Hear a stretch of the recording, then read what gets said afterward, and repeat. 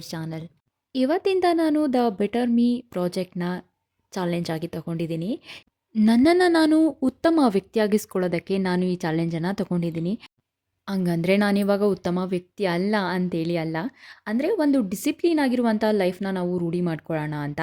ಬೆಳಗ್ಗೆ ಬೇಗ ಏಳೋದು, ದೇವ್ರ ಪೂಜೆ ಮಾಡೋದು, ಮತ್ತು ಟೈಮ್ ಮ್ಯಾನೇಜ್‌ಮೆಂಟ್‌ನ ಕಲಿಯೋದಕ್ಕೋಸ್ಕರ, ಮತ್ತು ಒಳ್ಳೆಯ ಅಭ್ಯಾಸಗಳನ್ನ ರೂಢಿ ಮಾಡ್ಕೊಳ್ಳೋದಕ್ಕೆ, ಪ್ರತಿದಿನ ಹೊಸ್ತನ್ನು ಏನಾದರೂ ಕಲಿಯೋದಕ್ಕೆ, ನನ್ನ ಸೋಮಾರಿತನನ ಹೋಗಿಸ್ಕೊಳ್ಳೋದಕ್ಕೆ, ಮತ್ತು ನನ್ನ ವೆಯ್ಟ್ ಮ್ಯಾನೇಜ್ಮೆಂಟ್ ಮಾಡೋದಕ್ಕೆ, ಪ್ರತಿದಿನ ಪೂಜೆ ಮಾಡಬೇಕು, ಮತ್ತು ಗ್ರ್ಯಾಟಿಟ್ಯೂಡ್ ಮನೋಭಾವನೆಯನ್ನು ಇನ್ನಷ್ಟು ಬೆಳೆಸ್ಕೊಳ್ಳೋದಕ್ಕೆ, ಮತ್ತು ನನ್ನಲ್ಲಿ ನನಗೆ ಸೆಲ್ಫ್ ಕಾನ್ಫಿಡೆನ್ಸ್ನ ಬಿಲ್ಡ್ ಮಾಡೋದಕ್ಕೆ, ಹಾಗೇ ಒಂದು ಹೆಲ್ತಿ ಲೈಫ್ ಸ್ಟೈಲನ್ನು ನಾನು ಬದುಕಿರುವವರೆಗೆ ಮುಂದುವರ್ಸೋದಕ್ಕೆ ನಾನು ಇವತ್ತು ಸೆಟ್ ಮಾಡಲೇಬೇಕು. ಹಾಗಾಗಿ ಅದನ್ನು ಸೆಟ್ ಮಾಡ್ತಾ ಇದ್ದೀನಿ. ಏನು ಸಮಸ್ಯೆ ಅಂತ ಹೇಳಿದ್ರೆ, ಇದರ ಜ್ಞಾನ ನನಗಿದೆ, ನನಗಲ್ಲದೆ ಸುಮಾರು ಜನಕ್ಕಿದೆ. ಆದರೆ ರೂಢಿ ಮಾಡ್ಕೊಳ್ಳೋದೇ ಕಷ್ಟ. ಪ್ರತಿಯೊಂದು ಒಳ್ಳೆಯ ಅಂಶಗಳು ನಮಗೆ ಗೊತ್ತು, ನಮಗೆ ಎಲ್ಲದರ ನಾಲೆಡ್ಜ್ ಇದೆ. ಆದರೆ ನಾವು ಅದನ್ನು ಕಾರ್ಯರೂಪ ತರೋಕ್ಕೆ ಆಗೋದಿಲ್ಲ. ಯಾಕಂದರೆ ನಮ್ಗೆ ಲೇಸಿನೆಸ್ಸು, ಸೋಮಾರಿತನ, ಮತ್ತು ನಮಗೆ ಇರುವಂಥ ಡಿಸ್ಟ್ರ್ಯಾಕ್ಷನ್ಸ್ ಅದನ್ನೆಲ್ಲ ತಡೀತಾ ಬರುತ್ತೆ. ಬೆಳಿಗ್ಗೆ ಬೇಗ ಏಳಬೇಕು, ತುಂಬ ಒಳ್ಳೆಯದು, ಅದು ನಮಗೆ ಗೊತ್ತು. ಆದರೆ ನಮ್ಮ ಕೈಲಿ ಆಗಲ್ಲ. ದೇವ್ರ ಪೂಜೆ ಮಾಡಬೇಕು, ದಿನ ದೇವ್ರ ಪೂಜೆ ಮಾಡಿದ್ರೆ ಒಂದು ಗ್ರ್ಯಾಟಿಟ್ಯೂಡ್ ಮನೋಭಾವನೆ ಬರುತ್ತೆ, ಮತ್ತು ನಮಗೆ ಅದರಿಂದ ಒಂದು ಪಾಸಿಟಿವಿಟಿ ಜಾಸ್ತಿ ಆಗಿ ಅದರಿಂದ ನಮ್ಗೆ ಒಳ್ಳೆಯದಾಗುತ್ತೆ, ಅದು ನಮ್ಗೆ ಗೊತ್ತು. ಆದರೆ ನಮ್ಗೆ ಮಾಡೋಕ್ಕಾಗಲ್ಲ. ಯಾಕಂದರೆ ಟೈಮ್ ಮ್ಯಾನೇಜ್ಮೆಂಟ್ ಹೇಗೆ ಮಾಡೋದು ಗೊತ್ತಾಗೋದಿಲ್ಲ. ಹಾಗೆ ಒಳ್ಳೆಯ ಆಹಾರನ ತಿನ್ನಬೇಕು, ಮತ್ತು ಜಂಕ್ ಫುಡ್ನ ತ್ಯಜಿಸಬೇಕು. ಯಾಕಂದರೆ ನಮ್ಮ ಆರೋಗ್ಯಕ್ಕೆ ಜಂಕ್ ಫುಡ್ ಒಳ್ಳೆಯದಲ್ಲ. ಹೆಲ್ದಿ ಫುಡ್ನೇ ತಿಂದರೆ ನಮಗೆ ಒಳ್ಳೆಯದು ಅನ್ನೋದು ಎಲ್ಲರಿಗೂ ಗೊತ್ತು. ಆದರೂ ನಾವು ಜಂಕ್ ತಿಂತೀವಿ. ನಾನು ತಿಂತೀನಿ, ಇಲ್ಲ ಅಂತಲ್ಲ. ಯಾಕೆಂದರೆ ನಮಗೆ ಸೆಲ್ಫ್ ಕಂಟ್ರೋಲ್ ಇಲ್ಲ. ನಮಗೆ ನಾಲೆಡ್ಜ್ ಇದ್ದರೂ ಅದನ್ನು ಕಾರ್ಯರೂಪಕ್ಕೆ ತರೋಕ್ಕಾಗ್ತಿಲ್ಲ. ನಾನು ಡಬಲ್ ಡಿಗ್ರಿ ಮಾಡಿರ್ಬೋದು, ನಾನೇನೋ ಒಂದು ಪ್ರೊಫೆಷನಲ್ಲಿ ಇದ್ದು ಬಂದಿರ್ಬೋದು. ಏನೇ ಆಗಿದ್ರೂ ನಾನು ಕಲಿಯೋದು ತುಂಬಾ ಇದೆ. ಹುಟ್ಟಾಗಿಂದ ಸಾಯೋವರೆಗೂ ಕಲಿಯೋ ಅಂಶಗಳು ತುಂಬಾ ಇದೆ. ಆದರೆ ಕಲಿಯೋದಕ್ಕೆ ಸೋಂಬೇರಿತನ. ಏಜ್ ಆಯ್ತಾ ಇಂಟ್ರೆಸ್ಟ್ ಕಳ್ಕೊತೀವಿ. ಏನದ್ರ ಮೇಲೂ ಇಂಟ್ರೆಸ್ಟ್ ಬರಲ್ಲ. 25 ದಾಟಿದ್ವಿ, 30 ಹತ್ತತ್ರ ಬಂದ್ವಿ, ಇನ್ನು 30 ಆಗೋಯ್ತು ಅಂದರೆ ಮುಗ್ದೋಯ್ತು ಜೀವನ ಅಂತಾನೆ ಅಂದ್ಕೊಳ್ಳೋರು ತುಂಬ ಜಾಸ್ತಿ. ಆದರೆ ನನಗೆ ಗೊತ್ತಿರೋ ಪ್ರಕಾರ ಹುಟ್ಟಿಂದ ಶುರುವಾಗುವಂಥ ಜೀವನ ನಾವು ಸಾಯೋವರೆಗೂ ಇರುತ್ತೆ. ಕಲಿಕೆ ಅಂತ ಬಂದಾಗ ನಾವು ಬೆಳಗ್ಗೆ ಏಳೋದ್ರಿಂದ ಹಿಡ್ದು ನಾವು ರಾತ್ರಿ ಮಲಗೋವರೆಗೂ ಸಾಕಷ್ಟು ಕಲಿಯೋ ವಿಷಯ ಇರುತ್ತೆ. ಪ್ರತಿಯೊಬ್ಬರ ಕಲಿಕೆಯಲ್ಲೂ ಯುನಿಕ್ನೆಸ್ ಇರ್ಬೋದು. ಆದರೆ ಏನಾದರೂ ಒಂದು ಕಲಿಯೋದು ತುಂಬ ಇಂಪಾರ್ಟೆಂಟ್. ನಮಗೆ ಎಷ್ಟೇ ಏಜ್ ಆದ್ರೂ ನಾವು ಯಂಗ್ ಎನರ್ಜೆಟಿಕ್ ಆಗಿರೋಕ್ಕೆ ಇದು ಒಂದು ಕಾರಣ. ಇದು ಕೇವಲ ಚಾಲೆಂಜ್ ಅಲ್ಲ, ಇದು ನನ್ನ ಜೀವನವನ್ನು ಉತ್ತಮಗೊಳಿಸುವ ಒಂದು ಪ್ರಯಾಣ. ಈ ಚಾಲೆಂಜ್ನಲ್ಲಿ ನಾನು ಪರ್ಫೆಕ್ಟ್ ಆಗಿರ್ತೀನಿ ಎವ್ರಿಡೇ ಅಂತ ಅಲ್ಲ. ಪ್ರತಿದಿನ ಸ್ವಲ್ಪವಾದರೂ ಬೆಟರ್ ಆದರೆ ಸಾಕು. ಇವತ್ತಿಗಿಂತ ನಾಳೆ 1% ಉತ್ತಮ ವ್ಯಕ್ತಿ ಆದರೂ ಸಾಕು. ಎಲ್ಲರೂ ಕೇಳಿರ್ತಾರೆ, ಇದೊಂಥರ ರೂಢಿ ಮಾತು, ಹುಟ್ಟಿದ ಮಕ್ಕಳು ಹುಟ್ಟಿದ ತಕ್ಷಣವೇ ಬಿಡಲ್ಲ ಅಂತ. ಹಂಗೇನೆ ನಾವು ಒಂದು ಚಾಲೆಂಜ್ನ ತೊಗೊಂಡಿದ್ದೀವಿ ಅಂದ ತಕ್ಷಣವೇ ಆ ದಿನಾನೇ ನಾವು ಪರ್ಫೆಕ್ಟ್ ಆಗಿಬಿಡಲ್ಲ. ಆ ದಿನ 1% ಆದರೆ ಸಾಕು. 1% ಇರಲಿ, 0.1% ಆದ್ರೂ ಸಾಕು. ಯಾಕಂದರೆ ನಾವು ಒಂದು 100 ದಿನಕ್ಕೆ ಅಟ್ಲೀಸ್ಟ್ ಒಂದು 5% ಆದರೂ ಇಂಪ್ರೂವ್ ಆಗ್ತೀವಿ ಅಂದರೆ ಸಾಕು. ಅದೇ ದೊಡ್ಡ ವಿಷಯ. ಈ ವ್ಲಾಗಿಂದ ನಿಮಗೆ ಮೋಟಿವೇಶನ್ ಸಿಗ್ಬೋದು, ಇನ್ಸ್ಪಿರೇಷನ್ ಆಗ್ಬೋದು, ಜೊತೆಗೆ ಮೈಂಡ್ಸೆಟ್ ಬದಲಾದರೂ ಆಗ್ಬೋದು. ಸದ್ಯಕ್ಕೆ ನನಗೆ ಇವಾಗ ನಾನು ಬೆಳಿಗ್ಗೆ ಬೇಗ ಹೇಳೋದನ್ನ ರೂಢಿ ಮಾಡ್ಕೋಬೇಕು, ಮತ್ತು ದಿನದಲ್ಲಿ ಕನಿಷ್ಠ ಪಕ್ಷ 1 ಅವರ್ ಆದರೂ ನಾನು ನನ್ನ ಫಿಟ್ನೆಸ್ ಕಡೆ ಗಮನ ಕೊಟ್ಕೊಂಡು ವ್ಯಾಯಾಮ ಮಾಡೋದು, ಅಥವಾ ವರ್ಕೌಟ್ ಮಾಡೋದು, ಅಥವಾ ಬ್ರಿಸ್ಕ್ ವಾಕ್ ಏನಾದರೂ ಒಂದು ಮಾಡೋದನ್ನಾದರೂ ಮಾಡಬೇಕು. ನಾನು ಯಾವಾಗಲೂ ನನ್ನ ವ್ಲಾಗಲ್ಲಿ ಹೇಳ್ತಾ ಇರ್ತೀನಲ್ವಾ, ಸೊ ನಾನು ಹೇಳಿದ ದಿನ ಮಾತ್ರ ಮಾಡಿರ್ತೀನಿ. ಇನ್ನು ಬೇರೆ ದಿನಗಳಲ್ಲಿ ನನ್ನ ಕೈಲಿ ಮಾಡೋಕ್ಕಾಗಿರಲ್ಲ. ಯಾಕೆಂದರೆ ನಾನು ಅಷ್ಟು ಪರ್ಫೆಕ್ಟ್ ಆಗಿರೋ ವ್ಯಕ್ತಿ ಅಲ್ಲ. ಆದರೆ ನಾನು ಪರ್ಫೆಕ್ಟ್ ಆಗಿರೋಕ್ಕೆ ಬಯಸ್ತಾ ಇದ್ದೀನಿ. ಹಾಗಾಗಿ ನಾನು ಈ ದಿನಗಳನ್ನ ಶುರು ಮಾಡಿದ್ದೀನಿ. ಸೊ ಹೀಗೆ ಇದೇ ರೀತಿ ಸುಮಾರು ವಿಷಯಗಳಲ್ಲಿ ನಾನು ಪರ್ಫೆಕ್ಟ್ ಆಗಬೇಕು. ಹಾಗಾಗಿ ನಾನು ದ ಬೆಟರ್ ಮೀ ಪ್ರಾಜೆಕ್ಟನ್ನು ನಾನು ತೊಗೊಂಡಿದ್ದೀನಿ. ಎಗೈನ್ ನಾನು ವೆಲ್ಕಮ್ ಮಾಡ್ತಾ ಇದ್ದೀನಿ. Welcome to the better me challenge. ಇವತ್ತು ನಾನು 3 ಗಂಟೆಗೇ ಎದ್ದಿದ್ದೆ. 3:15 ಅನಿಸುತ್ತೆ ನಾನು ಎದ್ದು ಹೊರಗಡೆ ಬಂದು ಎಲ್ಲ ಕೆಲಸಗಳನ್ನು ಶುರು ಮಾಡೋದಕ್ಕೆ. ಇವತ್ತು ಮೊದಲನೇ ದಿನ ಆಗಿರೋದ್ರಿಂದ ನನಗೆ ಸ್ವಲ್ಪ ಕಷ್ಟನೇ ಆಯಿತು, ಇಲ್ಲ ಅಂತ ಹೇಳಲ್ಲ, ಕಷ್ಟ ಆಗುತ್ತೆ. ಬಟ್ ಆದ್ರೂ ತುಂಬ ಆ್ಯಕ್ಟಿವ್ ಆಗಿ, ತುಂಬ ಪಾಸಿಟಿವ್ ಆಗಿಯೇ ನಾನು ಡೇನ ಸ್ಟಾರ್ಟ್ ಮಾಡಿದೆ. ಮೊದಲು ತಲೆಗೆ ಎಲ್ಲ ಎಣ್ಣೆ ಹಾಕಿಬಿಟ್ಟು ಆಮೇಲೆ ನಾನು ವರ್ಕೌಟ್ ಮಾಡಿ, ಅದಾದಮೇಲೆ ಸ್ನಾನ ಮಾಡಿ, ಅದಾದಮೇಲೆ ನಾನು ಪೂಜೆ ಮಾಡ್ತಾ ಇರೋದು. ಮತ್ತು ಮನೆ ಕೆಲಸಗಳು ಕೂಡ ಇತ್ತು. ನೈಟು ಸ್ವಲ್ಪ ಬೇಗ ಮಲ್ಕೊಂಡೆ. ಹಂಗಾಗಿ ನನ್ನ ಹಸ್ಬೆಂಡ್ ಲೇಟು ಮಲ್ಗೋದು. ಅವರು ಏನಾದರೂ ಯೂಸ್ ಮಾಡಿರ್ತಾರೆ ಅಡುಗೆ ಮನೆಯಲ್ಲಿ, ಮತ್ತು ಹಾಲಲ್ಲಿ ಅವರು ಮಾಮೂಲಿ ಮೆಸ್ಸಿ ಮಾಡೇ ಇರ್ತಾರೆ. ಅದೆಲ್ಲ ಕ್ಲೀನ್ ಮಾಡೋದಕ್ಕೆ ಲೇಟ್ ಆಯಿತು. ಕ್ಲೀನ್ ಮಾಡೋದು ನನಗೆ ಒಂಥರ ಥೆರಪಿ ಇದ್ದಂಗೆ. ನನಗೆ ಕ್ಲೀನಾಗಿದ್ರೇ ನನಗೆ ಒಂಥರ ಮನಃಶಾಂತಿ, ಇಲ್ಲ ಅಂದರೆ ನೆಮ್ಮದಿನೇ ಇರೋದಿಲ್ಲ. ಎಲ್ಲ ಕ್ಲೀನಾಗಿದ್ದ ಮೇಲೇ ನಂಗೆ ಪೂಜೆ ಮಾಡೋಕ್ಕೆ ಮನಸ್ಸಾಗೋದು. ಏನಾದರೂ ಒಂದು ಸ್ವಲ್ಪ ಕ್ಲೀನ್ ಇಲ್ಲ ಅಂದರೆ ನನಗೆ ಪೂಜೆ ಮಾಡೋಕ್ಕೆ ಮನಸ್ಸೇ ಆಗಲ್ಲ, ಮತ್ತು ಅದೇನೋ ನೆಮ್ಮದಿ ಅನಿಸೋದೇ ಇಲ್ಲ. ಹಾಗಾಗಿ ಎಲ್ಲನೂ ನೀಟ್ ಮಾಡಿ ಅದಾದಮೇಲೇ ನಾನು ಪೂಜೆ ಮಾಡೋದು. ಹಾಯ್ ಎವ್ರಿವನ್, ಅಡುಗೆ ಮಾಡೋಕ್ಕೆ ಬಂದಿದ್ದೀನಿ. ಇವತ್ತು ಏನು ಮಾಡೋಣ ಅಂತ ಯೋಚನೆ ಮಾಡ್ತಾಯಿದ್ದೆ. ಅದಕ್ಕೆ ಬೆಂಡೆಕಾಯಿ ಸಾರು ಮಾಡೋಣ ಅಂತ ಇದ್ದೀನಿ. ಬೆಂಡೆಕಾಯಿ ಸಾರು ಮತ್ತು ಪಲ್ಯ ಮಾಡೋಣ ಅಂತ. ಮತ್ತು ಅದಕ್ಕೆ ದೋಸೆ ಮಾಡ್ಕೋತೀನಿ ನಾನು. ನನ್ನ ಹಸ್ಬೆಂಡ್ ಆದಮೇಲೆ ಮುದ್ದೆ ಏನಾದರೂ ಮಾಡ್ತೀನಿ. ಸದ್ಯಕ್ಕೆ ನಾನು ದೋಸೆ ಮಾಡ್ಕೋತೀನಿ ಬೆಂಡೆಕಾಯಿ ಗೊಜ್ಜು ಮತ್ತು ಪಲ್ಯಕ್ಕೆ. ಮೇಲೆ ಡೇ ನಾನು ಯಾವಾಗೂ ಡಯಟ್ ಮಾಡೋದು ಬೇಸ್ತಿ ಗೊತ್ತಿರುತ್ತೆ. ನನ್ನ ಬ್ಲಾಗ್ ಯಾರು ನೋಡಿದ್ರೆ ನಾನು ಮಾಡೋದು OMED ಡಯಟ್, ಅಂದರೆ ಒಂದು ಮೀಲ್ ಅಷ್ಟೇ ದಿನ ತಿನ್ನೋದು. ಸೊ ಈಗ ಆಲ್ರೆಡಿ 8:15,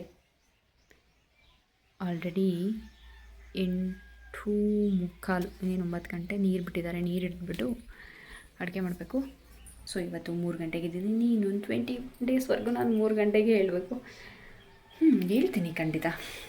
ಈ ದಿನನ ನಾನು ಶುರು ಮಾಡೋ ದಿನ ನಾನು ಅಂದ್ಕೊಂಡೆ ಒಂದು 21 ಡೇಸು ನಾನು ಟ್ರಯಲ್ ಮಾಡೋಣ ಅಂತ. ಬಟ್ ನಾನೀಗ ಮಾತಾಡುವಾಗ ಅಂದ್ಕೊತಾ ಇದ್ದೀನಿ 21 ಡೇಸ್ ಅಲ್ಲ 50 ಡೇಸ್ ಅಂತ. ಸೊ ಹಂಗಾಗಿ ಇದು ಕನ್ಫ್ಯೂಷನ್ ಇದೆ ನನಗೆ. ಬಟ್ ಕನಿಷ್ಠ ಪಕ್ಷ 21 ಡೇಸ್ ಆದರೂ ನಾನು ಸ್ವಲ್ಪ ಈ ದಿನ ಮಾಡೋಣ ಅಂತ ಅಂದ್ಕೊಂಡಿದ್ದೀನಿ. ಅಂದರೆ ಎಕ್ಸ್ಪೆಷಲಿ ಬೆಳಿಗ್ಗೆ ಬೇಗ ಹೇಳೋದು. ದ ಬೆಟರ್ ಮೀ ಪ್ರಾಜೆಕ್ಟ್ ಇದ್ದೇ ಇರುತ್ತೆ ಸಾಕಷ್ಟು ವಿಚಾರಗಳಲ್ಲಿ, ಆದರೆ ಬೆಳಿಗ್ಗೆ ಬೇಗ ಹೇಳೋದು 21 ಡೇಸ್ ಆದರೂ ಮಾಡಲೇಬೇಕು ಅಂತ. ಅದಾದಮೇಲೆ ಮಾಡಬಾರ್ದು ಅಂತೆಲ್ಲ ಮಾಡ್ತೀನಿ. ಅದು ಅಭ್ಯಾಸ ಆಗಬೇಕಲ್ಲ, ವಿತೌಟ್ ಅಲಾರಾಮ್ ಇಟ್ಕೊಳ್ದೇ ನಾನು ಹೇಳ್ಬೇಕಲ್ವ. ಸೊ ಅದನ್ನು ಪ್ರಾಕ್ಟೀಸ್ ಮಾಡೋಕ್ಕೆ ಒಂದು 21 ಡೇಸ್ ನಾನು ಪುಷ್ ಮಾಡ್ಕೊಳ್ಳೇಬೇಕು. ನನ್ನ ಹಸ್ಬೆಂಡ್ ಲೇಟಾಗಿ ಮಲ್ಕೋತಾರೆ ಮತ್ತು ಲೇಟಾಗಿ ಹೇಳ್ತಾರೆ. ಹಾಗಾಗಿ ನಾನು ಅಡುಗೆ ಸ್ವಲ್ಪ ಲೇಟಾಗೇ ಮಾಡಬೇಕು. ಯಾಕಂದರೆ ಬೇಗ ಮಾಡಿಟ್ಬಿಟ್ರೆ ಅದು ತಣ್ಣಗಾಗ್ಬಿಡತ್ತೆ. ಹಾಗಾಗಿ ಸ್ವಲ್ಪ ಲೇಟಾಗೇ ಮಾಡ್ತೀನಿ ಅವ್ರು ಹೇಳೋ ಟೈಮ್ಗೆ. ಸಾಂಬಾರೆಲ್ಲ ಮಾಡಿಟ್ಕೋತೀನಿ, ರೈಸ್ ಮುದ್ದೆ ಈ ಥರದ್ದೆಲ್ಲ ಸ್ವಲ್ಪ ಲೇಟಾಗಿ ಮಾಡ್ತೀನಿ. ಇವತ್ತು ದೋಸೆ ಮಾಡೋಣ ಅಂತ ಅಂದ್ಕೊಂಡೆ. ದೋಸೆ ಇಟ್ಟಿತ್ತು, ಹಾಗಾಗಿ ಹಾಗೆ ನೆಲ್ಲಿಕಾಯಿ ಜ್ಯೂಸ್ ಕುಡಿತಾ ಇದ್ದೀನಿ ಖಾಲಿ ಹೊಟ್ಟೆಗೆ. ಜ್ಯೂಸ್ ಕುಡಿದ್ಬಿಟ್ಟು ಆಮೇಲೆ ಅಡುಗೆ ಮಾಡೋಕ್ಕೆ ಶುರು ಮಾಡಿದ್ದು ನಾನು. ಏನೇ ಆದ್ರೂ ಅಡುಗೆ ಮಾಡೋಕ್ಕೆ 1 ಅವರ್ ಆದರೂ ಬೇಕೇ ಬೇಕು ಮಿನಿಮಮ್ಮು. ಈಗ ನಂದು ಅಡುಗೆ ರೆಡಿ ಆಯಿತು. ದೋಸೆ ಮತ್ತು ಬೆಂಡೆಕಾಯಿ ಸಾಂಬಾರು, ಪಲ್ಯ, ಹಾಗೆ ಮೊಟ್ಟೆ, ಇದಿಷ್ಟು ನಮ್ಮ ಇವತ್ತಿನ ಮೆನು.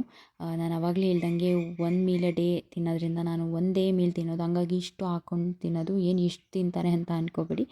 ಆಮೇಲೆ ತಿನ್ನಲ್ಲ ಅಂತಲ್ಲ, ಲೈಟಾಗಿ ಏನಾದರೂ ಗಂಜಿ, ಕಾಫಿ ಅಥವಾ ಏನಾದರೂ ಲೈಟಾಗೆ ತೊಗೊಳ್ಳೋದು.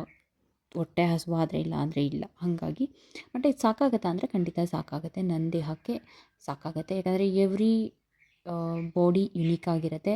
ಅವ್ರ ಬಾಡಿನ ಅವ್ರು ರೀಡ್ ಮಾಡಬೇಕು. ನನ್ನ ಬಾಡಿನ ನಾನು ಚೆನ್ನಾಗಿ ರೀಡ್ ಮಾಡಿದ್ದೀನಿ. ಹಂಗಾಗಿ ನಾನು ಇದೇ ಫಾಲೋ ಮಾಡೋದು. ಇದು ನನಗೆ ಅಡ್ಜಸ್ಟ್ ಆಗಿದೆ. ಯಾವುದೇ ರೀತಿ ಪ್ರಾಬ್ಲಮ್ ಆಗಿಲ್ಲ. ನಾನು ಹೆಲ್ದಿಯಾಗೇ ಇದ್ದೀನಿ. ಚೆಕಪ್ ಕೂಡ ಎಲ್ಲ ಮಾಡಿಸಿದ್ದೀವಿ. I am fully healthy, no problem. So ಹಾಗಾಗಿ ಇವಾಗ ನಾನು ಸಾಕಷ್ಟು ಗ್ಯಾಪ್ ಆಯ್ತು. ಇದೊಂದು 3 ಗಂಟೆ ಟೈಮ್ ಅನಿಸುತ್ತೆ ನಾನು ಸ್ಟಡಿ ಮಾಡ್ತಾ ಇರೋದು. ಇದು ತುಂಬ ಕಷ್ಟ ನನಗೆ. ನಾನು ಅದೇ ಹೇಳಿದ್ನಲ್ವ, ಬೆಟರ್ ಮೀ ಅಂತಂದರೆ ಇದು ಕೂಡ ಒಂದು ನನ್ನ ಬೆಟರ್ ಮೀ ಪ್ರಾಜೆಕ್ಟಲ್ಲಿ ಇದು ಕೂಡ ಒಂದು. ಅಂದರೆ ಡೈಲಿ ಅಟ್ಲೀಸ್ಟ್ 1 ಅವರ್ ಆದರೂ ಓದಬೇಕು ಅಂತ. ಅಂದರೆ ನಾನು ಕಲಿಯೋದು ತುಂಬ ಇದೆ. ನನ್ನ ಪ್ರೊಫೆಷನಲ್ಲಿ ನಾನು ಅಡ್ವೊಕೇಟು. ನನಗೆ ಡ್ರಾಫ್ಟಿಂಗ್ ನಾಲೆಡ್ಜ್ ತುಂಬ ಇಂಪಾರ್ಟೆಂಟು. ಅಂದರೆ ಒಂದು ಸ್ವಲ್ಪ ನಾಲೆಡ್ಜ್ ಇದೆ, ಇಲ್ಲೇ ಏನಿಲ್ಲ. ಆದರೆ ನಾನು ಪರ್ಫೆಕ್ಟ್ ಅಲ್ಲ.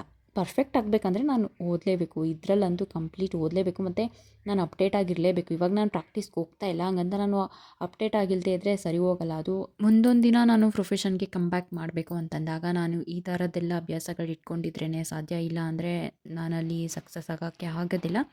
ಸೊ ಈ ಗ್ಯಾಪ್ನ ನಾನು ತುಂಬ ಯೂಸ್ ಮಾಡ್ಕೋಬೇಕು ಅಂತ ಅಂದ್ಕೊಂಡಿದ್ದೀನಿ. ಸೊ ನನಗೆ ವಾಟ್ಸಪ್ ಗ್ರೂಪ್ ಎಲ್ಲ ಇದೆ. ಅಲ್ಲಲ್ಲಿ ವಿಷಯಗಳು ಬರ್ತಾ ಇರುತ್ತೆ. ಅದ್ರ ಬಗ್ಗೆನೂ ಸ್ಟಡಿ ಮಾಡೋದು. ಅದೇನಾದರೂ ಒಂದು ಮಾಡ್ತಿರ್ತೀನಿ. ಬಟ್ ಒಂದೊಂದು ಟೈಮ್ ಲೇಝಿ ಆಗಿಬಿಡ್ತೀನಿ. ಅದೊಂದು ಹಿಂಸೆ. ಅದು ನನ್ನ ಪ್ರಾಜೆಕ್ಟಲ್ಲಿದೆ. ಮತ್ತು ಇವಾಗ ನಾನು ಬರ್ತಡೆಗೆ ಹೋಗೋಕ್ಕೆ ರೆಡಿ ಆಗ್ತಾಯಿದ್ದೀನಿ. ಒಂದು 6-6:30 ಅನಿಸುತ್ತೆ. ನನ್ನ ಹಸ್ಬೆಂಡ್ ಸೋದರ ಮಾವನ ಮಗಳದು ಬರ್ತಡೇ ಇದೆ. ಇಲ್ಲೇ ಪಕ್ಕದಲ್ಲಿ ಹಳ್ಳಿ ಅವ್ರ ಅಜ್ಜಿ ಮನೆ ಇರೋದು. ಅಲ್ಲಿ ಹೋಗ್ತಾಯಿದ್ದೀವಿ ನಾವು. ಹಂಗಾಗಿ ರೆಡಿಯಾಗಿ ಹೋಗ್ತಾಯಿದ್ದೀನಿ. ಬರ್ತಡೇ ಏನೋ ಮಾಡ್ತಾರಂತೆ. ಸುಮಾರು ಒಂದು 7:30ಗೆ ಹೊರಟ್ವಿ. ಲೈಟಾಗಿ ಮಳೆ ಬರೋ ಥರ ಇತ್ತು. ಒಂದು 2-3 ಹನಿ ಆಗ್ತು ಕೂಡ. ಆಮೇಲೆ ನಾವು ಅದಕ್ಕೆ ಅಯ್ಯೋ ಕಾರಲ್ಲಿ ಹೋಗ್ಬಿಡೋಣ, ಸುಮ್ಮನೆ ಬೈಕ್ ತೊಗೊಂಡೋದ್ರೆ ನೆನೆಯೋ ಚಾನ್ಸಸ್ ಇರುತ್ತೆ ಅಂತ ಹೇಳ್ಬಿಟ್ಟು ನಾವು ಕಾರ್ ತೊಗೊಂಡು ಹೋದ್ವಿ. ತುಂಬ ಹತ್ರನೇ. ನಾವು ಜಾಸ್ತಿ ಕಾರ್ ಪ್ರಿಫರ್ ಮಾಡಲ್ಲ, ಬೈಕಲ್ಲೇ ಹೊರ್ಟೋಗ್ಬಿಡ್ತೀವಿ. ಆದರೆ ಮಳೆ ಬರ್ತಿದ್ದರಿಂದ ಕಾರ್ ತೊಗೊಂಡು ಹೋದ್ವಿ. ಕನ್ಗನ್ ಮಾಡಿ ಯಾವ ಕಡೆ ಬಂದೆ ಹಿಂಗೆ ಮಾಮೂಲಿ. ಪೂರ್ವೆ ಅಲ್ಲಿ ಅಭಿ ಮಾಮ ಬಂದೈತೆ ಅಲ್ಲಿ ಹೋಗು ಅಭಿ ಇವಳು ಬರ್ತಾಳ ನೋಡು ಪೂರ್ವೆ ಹಾಂ ನಾಯಿಗಳಿಂದ ಪ್ರೊಟೆಕ್ಷನ್ ತಗೊಳಕ್ಕೆ ಅವಳು ಅವಳು ನಿಜ ಪ್ರೊಟೆಕ್ಟ್ ಅವಳು ಗೊತ್ತಾ ಈ ನಾಯಿಗಳು. ಗೊತ್ತು ಕಣ ಎಲ್ಲಿ ನಿಲ್ಸಿದ್ಯಾ ಗಾಡಿ ಇಲ್ಲೇ ನಿಲ್ಸೋನಿ. ಈಗ ಫುಲ್ ಈ ಕಡೆ ಬಾ ಗ್ರೌಂಡ್ ತರ ಐತಲ್ಲ ಅಲ್ಲಿಗೆ ಹೇಳಿ. ಬೀದಿ ನಾಯ ಮನೆ ನಾಯ ಬೀದಿ ನಾಯಿಗಳು ಹೌದು, ಮನೆ ನಾಯಿಗಳು ಅವೆ. ಆ ಊರಲ್ಲಿ ಬೇರೆ ನಾಯಿಗಳ ಕಾಟ ನಮಗಂತೂ ಲಿಟ್ರಲಿ ಭಯ ಹೋಗಿತ್ತು. ನಮ್ಮ ಕಾರ್ ನೋಡಿದ್ರೆ ಏನು ಬೊಗಳ್ತಾಯಿತ್ತು ಎಲ್ಲ ಕಡೆ ಹಂಗೆ ಅಲ್ವಾ. ಹಂಗಾಗಿ ಸ್ವಲ್ಪ ಪ್ರೊಟೆಕ್ಷನ್ ತೊಗೊಂಡ್ವಿ ನಾವು. ಮಕ್ಕಳೇ ಬಂದು ಪ್ರೊಟೆಕ್ಟ್ ಮಾಡಿದ್ರು ಪಾಪ ನಮ್ಮನ್ನ. ಆ ಪ್ರೊಟೆಕ್ಷನ್ ತೊಗೊಂಡು ಹೋದ್ವಿ. ಅವ್ರು ಇನ್ನೂ ಅಡುಗೆನೇ ಮಾಡಿರಲಿಲ್ಲ. ಅವರು ಆಗ್ತಾನೆ ಮಂಡ್ಯದಿಂದ ಆಗ್ತಾನೆ ಬಂದಿದ್ರ. ನಾವು ಬೇಗನೆ ಹೋಗ್ಬೇಕು. ನಾನು ಬೇರೆ ಬೇಗ ಮಲ್ಕೋಬೇಕು. ಬೇಗ ಹೇಳ್ಬೇಕಂದ್ರೆ ಬೇಗ ಮಲ್ಕೋಬೇಕಲ್ಲ, ಅದೊಂದು ಹಿಂಸೆ ನನಗೆ. ಹಾಗಾಗಿ ಬೇಗ ಹೋಗ್ಬಿಡೋಣ ಅಂತ ನಾನು ಅಂದ್ಕೊಂಡೆ. ಬಟ್ ಲೇಟೇ ಆಗೋಯಿತು. ಏನೂ ಮಾಡೋಕ್ಕಾಗಲ್ಲ. ಬಟ್ ಓಕೆ, ಒಂದು ಕಡೆ ಹೋದ್ಮೇಲೆ ನಾವು ಅಡ್ಜಸ್ಟ್ ಮಾಡ್ಕೊಳ್ಳೇಬೇಕಲ್ವಾ. ಸುಮ್ಮನೆ ಆಗಿಬಿಟ್ಟೆ. ಇನ್ನು ಈ ಮನೆ ಎಷ್ಟು ಹಳೆಯ ಮನೆ ಗೊತ್ತಾ, ತುಂಬ ಹಳೆಯ ಮನೆ. ಈ ದೊಡ್ಡ ಮನೆನ 4 ಜನ ಭಾಗ ಆಗಿದಾರಂತೆ. ನಮ್ಮ ಅಜ್ಜಿ ಊರಲ್ಲಿ ಹಿಂಗಿತ್ತು. ಅಂದರೆ ನಮ್ಮ ಮೀನಾಕ್ಷಿ ಅವ್ವ ಅವ್ರ ಮನೆಯಲ್ಲಿ ಹಳೆಯ ಮನೆ, ತೊಟ್ಟಿ ಮನೆ. ಅದು ನೆನಪಾಗೋಯ್ತು ನನಗೆ. ಇವ್ರೇನಂದರೆ ಎಲ್ಲ ಭಾಗ ಆಗಿಬಿಟ್ಟಿದಾರಲ್ಲ, 4 ಜನ ಭಾಗ ಆಗಿಬಿಟ್ಟಿದ್ದಾರೆ. ಹಂಗಾಗಿ ಸ್ವಲ್ಪ ಚಿಕ್ಕದಾಗಿ ಪೋರ್ಷನ್ ಬಂದುಬಿಟ್ಟಿದೆ. ಬಟ್ ಆ ತೊಲೆಗಳೆಲ್ಲ, ತೀರ್ಗಳೆಲ್ಲ ಹಳೆಯ ಕಾಲನ ನೆನಪಿಸ್ತಿತ್ತು. ನಾನು ಅದಕ್ಕೆ ರೆಕಾರ್ಡ್ ಮಾಡಿಕೊಂಡೆ. ಸೊ ಬರ್ತಡೇ ಮುಗಿಸ್ಕೊಂಡು ನಾವು ಹೊರಟ್ವಿ. ಒಂದು 10-10:30ನೇ ಆಗೋಯ್ತು. ಅದಾದಮೇಲೆ ನಾನೇನು ಶೂಟ್ ಮಾಡ್ಕೊಳ್ಳಿಲ್ಲ. ಇದಷ್ಟೇ ನಾನು ಶೂಟ್ ಮಾಡಿದ್ದು. ಈ ಮೂಮೆಂಟ್ನ ಕ್ಯಾಪ್ಚರ್ ಮಾಡಿಕೊಂಡು ನಾವು ಹೊರಟ್ವಿ. ಈ ವ್ಲಾಗ್ನ ನಾನು ಇಲ್ಲಿಗೆ ಎಂಡ್ ಮಾಡ್ತೀನಿ. Thanks for watching. ಮತ್ತು ಯಾರಾದರೂ ಸಬ್ಸ್ಕ್ರೈಬ್ ಮಾಡದೆ ನೋಡ್ತಾ ಇದ್ದರೆ ದಯವಿಟ್ಟು ನನ್ನ ಚಾನಲನ್ನು ಸಬ್ಸ್ಕ್ರೈಬ್ ಮಾಡಿ ನೋಡಿ.